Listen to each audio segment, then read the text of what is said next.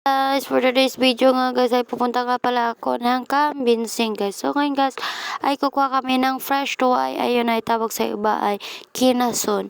Yan yung yung kinukuha sa putik at scratch siya sa parang ina-scratch siya sa putikan at tutunog yon at yon ay pagtutunog siya ng tik-tik parang ganon yung tunog niya ay pwede na siyang kunin kasi yun ay andun na siya. Charot.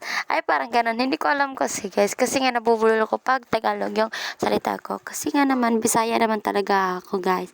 So yun guys, nagsatagalog lang ako kasi yun yung para dun ako komportable guys. So yun guys, ay ayan, nakikita nyo naman ayan sobrang linaw ng tubig pero sobrang lamig talaga ng tubig nun.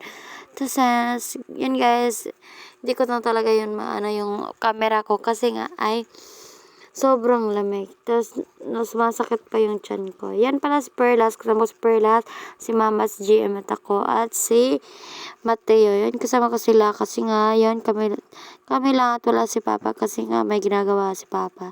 So yan, napakamaritas naman talaga ng Papa at wala talaga siya doon. Hindi naman talaga yan sasama sa amin. So yan guys, papakita ko pala yung yung parang buli dito sa buhok. Ilalagay yan siya sa sa lalim ng tubig at 2 to 3 months siya kaya siya kukunin sa tubig tapos lalabhan siya parang damit gano'n. Pero hindi siya yung kusok yung lang papaluin lang siya ng kahoy tapos yan yung gagawing silhig dito sa Bohol. So yan, hanggang dito lang yung video ko. Bye-bye.